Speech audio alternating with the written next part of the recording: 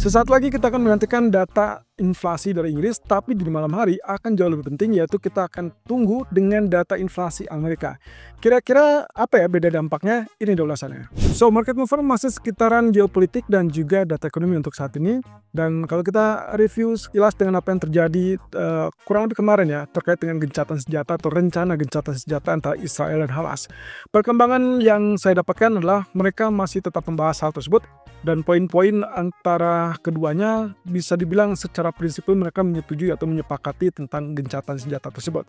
Terlepas dari apakah ini hanya berlaku sampai katakan Donald Trump menjabat atau resmi dilantik, atau memang ini akan berlaku selamanya, ya kita belum tahu. Tapi semoga saja berarti perdamaian. Nah, cuman masalahnya adalah di sini.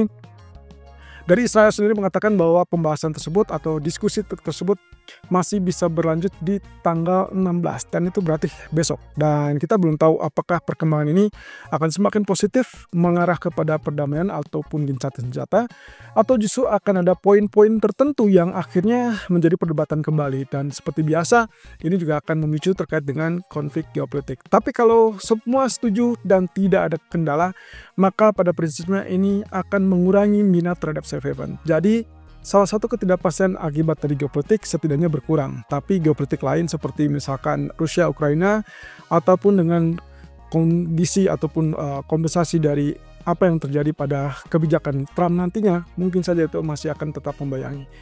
Kemudian terkait dengan data ekonomi, PPI ternyata dirilis dengan angka yang lebih rendah daripada ekspektasi. Angkanya cukup lumayan ya. Dari ekspektasi 0,4 ternyata rilisnya adalah 0,2% untuk basis bulanan tentunya. Dan seharusnya ini menjadi tanda-tanda positif. Tapi ya ada keraguan juga karena kalau kita lihat dengan basis tahunan, sebetulnya dia tetap menunjukkan bertahan di area 3,3% dan itu tidak cukup bagus. Kenapa? Karena secara keseluruhan berarti ini juga yang akan menghalangi potensi dari inflasi CPI ataupun inflasi PCE yang akan rilis di akhir bulan ini itu menunjukkan target ke 2%. Nah, otomatis kita belum bisa mengharapkan bahwa inflasi tersebut ya at least mulai turunlah di bawah 3%-an kembali, hanya saja menunjukkan sticky ya atau ya agak melekat di level 2, sekian persen. Ini juga yang menunjukkan bahwa kondisinya akan membenarkan bahwa Fed layak untuk mempertahankan suku bunga acuan, bukan menurunkan kembali, atau setidaknya untuk sementara waktu mereka akan mempertahankannya. Nah, posisi berikutnya adalah terkait dengan kebijakan Trump. Ini yang akan dilakukan oleh Donald Trump seperti yang disampaikan waktu kampanye, yaitu salah satunya adalah akan mengizinkan eksplorasi ataupun pengeboran minyak lepas pantai ataupun bahkan di daratan yang ada di Amerika. Ya, perlu diketahui teman-teman, semasa atau selama era Joe Biden itu kecenderungannya mereka mengabaikan atau bahkan melarang pengeboran minyak lepas pantai, dan ini memang disarankan untuk menjaga lingkungan, kurang lebih seperti itu. Dan green energy kalau tidak salah masa kampanye sepertinya sudah mulai usang ataupun sudah selesai. Nah, kalau misalkan ini diberlakukan teman-teman, satu catatan, ini sebetulnya ada dua versi ya. Kalau misalkan kita bicara tentang dampak secara jangka panjang, sebetulnya ini berarti ada kemungkinan potensi untuk Amerika memiliki sendiri pasokan atau memperbanyak pasokannya sendiri, dan itu berarti harusnya berdampak positif untuk jangka panjang karena tingkat permintaan itu akan relatif lebih meningkat atau ya bisa dibilang naik lah gitu ya. Ini dengan indikasi bahwa ekonomi akan bertahap membaik. Nah, tapi di sisi lain, kalau misalkan ini dikaitkan dengan rencana Amerika supaya tidak bergantung kepada negara OPEC, berarti di situ akan terjadi perang harga ataupun bahkan ya bisa dibilang perang produksi. Nah, mungkin saja ini yang akan dituju oleh Amerika ataupun Donald Trump dalam ini, sehingga kemungkinan kalau dia tidak mau bergantung pada OPEC, ya otomatis mereka memproduksi sendiri dan kemungkinannya dia bisa menjual juga ke negara lain sehingga akhirnya bersaing dengan negara-negara produsen yang memang dipelopori oleh Arab Saudi dan juga negara-negara lain. Nah, posisi ini tentunya akan sangat menyulitkan, terutama kalau kita lihat dari pergerakan harga. Untuk jangka pendek kelihatannya kita masih belum bisa mengandalkan ini karena ini terkait dengan pengeboran lepas pantai yang artinya masih akan ada kondisi di mana mereka harus membahas itu dengan industri-industri. Nah, posisinya apakah memungkinkan itu akan berdampak lebih cepat terhadap pemulihan harga atau justru akan menekan harga? Nah, balik lagi teman-teman, kondisinya dengan posisi kenaikan produksi itu akan menekan harga kalau ternyata justru tingkat permintaannya sampai saat ini masih belum pulih. Jadi ya untuk sementara waktu mungkin kita anggap saja ini adalah target untuk medium term, sehingga dampak yang paling luas kemungkinan masih terkait dengan apa yang akan terjadi pada OPEC kalau misalkan mengetahui bahwa Amerika mulai kembali mengebor minyak. Nah, kemudian terkait dengan suku bunga Jepang, Kazuo Ueda kembali dengan pernyataan yang mempertegas kembali bahwa mereka akan melakukan kenaikan suku bunga lebih lanjut. Tapi dengan catatan tentunya ini kembali menekankan terkait dengan perbaikan ekonomi, alias ekonominya tumbuh, kemudian juga tingkat harga, dalam hal ini berarti CPI atau inflasi dari Jepang ini harus terus meningkat. Nah, satu sisi dia juga mengingatkan kembali bahwa kemungkinan pertemuan minggu depan itu akan menjadi perdebatan, tapi catatannya adalah ya seperti yang biasa kemarin kita sempat singgung teman-teman. Posisinya harusnya ini akan menjadi pengulangan dengan apa yang terjadi di tahun 2024, kurang lebih di Januari sampai Maret, di mana di bulan Januari itu masih berlangsung terkait dengan pembicaraan ataupun pembahasan terkait dengan negosiasi upah. Nah, negosiasi upah ini biasanya akan dicantumkan di dalam fiscal year 2025 dan itu biasanya baru akan rilis di bulan Maret.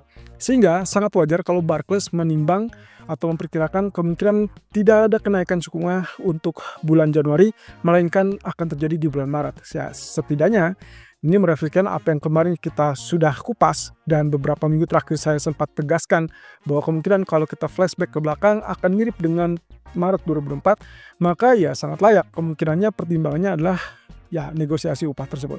Nah, tapi apapun itu, kita akan tunggu minggu depan apakah terjadi kejutan apa tidak. Dan tentunya yang harus digarisbawahi di sini, Kazuo Ueda juga menekankan mereka akan mencermati perkembangan data ekonomi dari Amerika. Nah, data ekonomi seperti apa?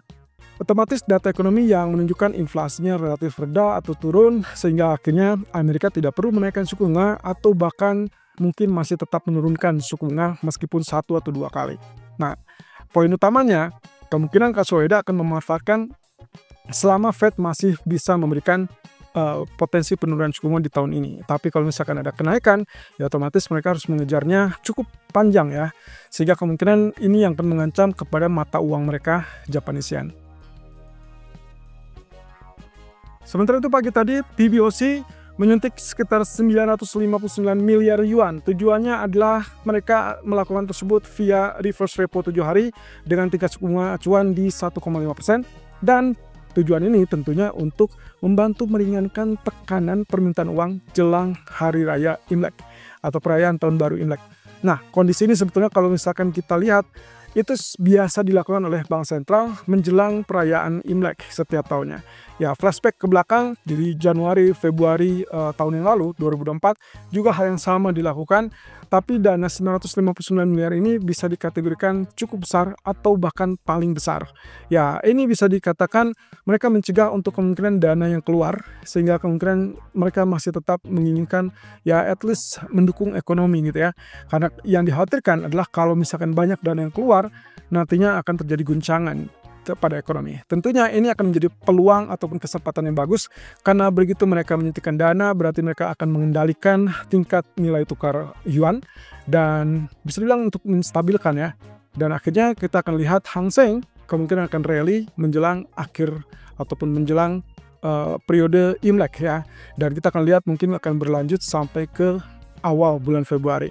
Nah, itu akan kita lihat apakah itu akan terwujud atau tidak, karena masih banyak gangguan dan juga kemungkinan market masih tetap mencermati stimulus fiskal yang akan dicanangkan oleh pemerintah setelah atau segera setelah pelantikan Donald Trump 20 Januari. Kita lihat aja minggu depan apakah akan boom dengan spekulasi bahwa stimulus besar atau tidak. Nah, ini dia yang ditunggu-tunggu adalah inflasi dari Amerika ataupun Inggris di jam 2 siang ini atau sore hari ini. Kita akan lihat data inflasi dari Inggris terlebih dulu dengan ekspektasi adalah 2,6% dari angka sebelumnya 2,6%, artinya unchanged, tidak berubah. Tapi untuk basis bulanan kelihatannya akan ada kemungkinan kenaikan 0,4% dari 0,1%. Cukup tinggi ya. Selisihnya sampai 0,3%. Oke, kita lihat lebih dulu apa yang akan terjadi kalau misalkan inflasi ini muncul. Ya, satu sisi inflasi yang tinggi untuk Inggris itu berarti akan mengurangi atau ya bisa dibilang meredam tekanan untuk BOE atau Bank of England untuk menurunkan suku bunga lebih lanjut. Beda cerita kalau misalkan inflasinya tetap rendah atau bahkan lebih rendah daripada perkiraan, maka itu akan mendorong untuk BOE segera bertindak ataupun bisa dikategorikan menekan BOE untuk tetap lanjutkan penurunan suku bunga. Nah, yang harus Anda ingat kita flashback lagi ke belakang, history repeat itself teman-teman. Biasanya setiap menjelang data CPI seperti ini, pound sterling akan mengalami kenaikan. Ya, setelah itu, setelah data dirilis, maka entah setelah data right away atau dalam artian 1 menit berselang dia langsung turun, atau mungkin beberapa waktu setelah data tersebut, misalkan asumsi saya 30 menit atau bahkan 1 jam setelahnya, itu biasanya akan terjadi penurunan. Oleh karena skenario buy on rumor, sell on fact itu bisa saja terulang dan mungkin saja terjadi kembali, dan itu berarti tolong perhatikan area-area yang mungkin akan dibahas nanti di sisi teknikalnya. Nah, sementara itu juga akan sangat bergantung pada data inflasi tersebut ya. Kalau misalkan tidak terlalu mencolok, saya rasa tidak akan terlalu lama dampak kenaikannya, atau dalam kata lain membatasi kenaikan sebelum akhirnya terkoreksi turun. Nah, sementara di malam hari kita akan lihat data inflasi dari Amerika. Yang tentunya ini pun akan juga mempengaruhi terkait dengan nilai tukar ataupun katakanlah dengan pergerakan mata uang pound sterling juga. Nah, jadi satu sisi ini akan berpengaruh secara global, di lain sisi juga akan kembali mempengaruhi apakah pound sterling layak untuk naik apa tidak. Oke, ekspektasinya 2,9%, naik dari 2,7%. Sementara untuk inti atau core itu berada 3,3%, nyaris tidak berubah. Sementara untuk basis bulanan itu akan ada ekspektasi naik ke 0,4%.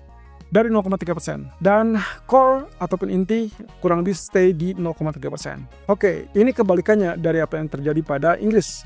Kalau misalkan datanya relatif lebih tinggi, berarti kemungkinan ini akan membenarkan atau mendukung, ya, dengan kata lain mendukung Federal Reserve untuk mempertahankan tingkat suku bunga acuan.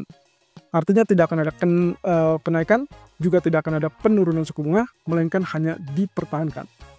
Nah, sementara kalau inflasinya lebih rendah, tentunya kita akan mendengar ada alasan yang lebih tepat untuk Fed tetap turunkan suku bunga di tahun 2025. Yang artinya kita tidak spesifik bilang tentang Januari, karena Januari hampir bisa dipastikan mereka akan unchanged alias tidak berubah, tapi kita akan bicara tentang kemungkinan evolusi bulan Maret. Sehingga data inflasi ini kemungkinan akan memberikan kisi-kisi apakah di bulan Maret nanti akan terjadi penurunan apa tidak. At least yang kita butuhkan adalah angka tetap di bawah 3%. Itu saja. Tapi lebih bagus lagi kalau datanya turun di bawah 2,7 atau bahkan di bawah 2,8. Nah, tapi kalau ternyata angkanya 2,9, maka hati-hati teman-teman, kemungkinan potensinya dolar akan kembali menguat, dan itu juga akan membuat mata uang seperti Japanese yen berpotensi melemah terhadap dolar, dan itu artinya USD Japanese yen akan kenaikan sangat tinggi dan mungkin sangat cepat juga. Dan itu yang juga dikhawatirkan memicu intervensi mata uang. Nah, sebaliknya dengan gold, kemungkinan kita akan lihat tekanan ataupun koreksi yang bisa dibilang bisa saja ini adalah akumulasi dari apa yang terjadi pada hari Jumat, di mana market tidak merespon sama sekali dengan data NFP yang menunjukkan sangat kuat. Jadi hati-hati, akan ada double combo, double hit untuk Amerika, atau dalam ini adalah untuk emas, karena data NFP yang sebelumnya tidak direspon mungkin saja itu akan diakumulasikan dengan efek dari data inflasi. Kecuali kalau inflasi nanti malam rilis angkanya relatif lebih rendah daripada ekspektasi. Dan ini adalah proyeksi dari beberapa bank, dan kita lihat di sini UBS memperkirakan mata uang euro sepertinya masih akan tetap menuju parity 1,0, dan juga diperkirakan kemudian akan recover di bulan Juni dan tentunya balik ke 1,06 itu di bulan Desember. Nah, ini catatannya adalah walaupun kita sudah lihat US dollar bisa dibilang sudah overbought gitu ya, tapi bisa dibilang ini masih menekan terhadap euro. Jadi kalau lihat dari kondisinya kan seharusnya overbought membuat potensi dari mata uang US dollar itu akan berpotensi melemah ataupun terkoreksi. Tapi di sisi lain itu tidak berpengaruh sama sekali dengan euro, karena dampaknya adalah data ekonomi yang internalnya masih relatif negatif sehingga menekan euro lebih lanjut. Nah, di sisi lain Goldman Sachs memandang terkait dengan pound sterling yang justru akan relatif lebih stabil dan pulih. Alasannya sederhana, ada 3 alasan yang dicatat di sini. Yang itu pelemahan terbaru itu hanya dikaitkan dengan risk off di pasar falas. Jadi minat terhadap aset berisiko ataupun bahkan mata uang yang berisiko tinggi itu tidak ada, sehingga kemungkinan mereka melepas dan menuju ke emas. Di situ adalah menuju kepada US dollar ya, sehingga mengalami penguatan. Tapi di sisi lain ini juga akan berdampak kalau misalkan kita lihat ada kemungkinan pulih, dan itu yang dituju risk appetite atau minat terhadap aset berisiko. Kecenderungannya akan memilih pound sterling karena satu sisi kalau dibandingkan dengan zona Eropa, maka data ekonomi Inggris masih jauh lebih baik daripada zona Eropa, walaupun tidak lebih baik daripada Amerika. Yang kedua adalah risiko fiskal Inggris yang masih bisa ditekan. dan sehingga bisa mengurangi tekanan pada pound sterling. Dan yang ketiga, tentunya data pengeluaran pemerintah atau government spending dalam hal ini, dan juga investasi yang meningkat bisa saja memberikan kejutan positif. Ya, saya rasa tiga pesan ataupun tiga faktor tersebut yang dikemukakan oleh Goldman Sachs cukup reasonable, dan ini persis dengan apa yang sempat kita sampaikan teman-teman di dalam Market Outlook 2025 seperti yang sudah kita tampilkan di channel YouTube kami Agrodana Futures Official. Nah, ini adalah data ekonomi untuk malam nanti. Jadi perhatikan di inflasi Inggris dan juga inflasi Amerika. Catatannya, dari beberapa proyeksi bank menilai bahwa ada kemungkinan dia akan mengalami kenaikan ke 2,9% untuk inflasi utama. Dan inflasi inti kelihatannya akan stay di 3,3% karena inflasi basis bulanannya diperkirakan akan stabil di 0,26%.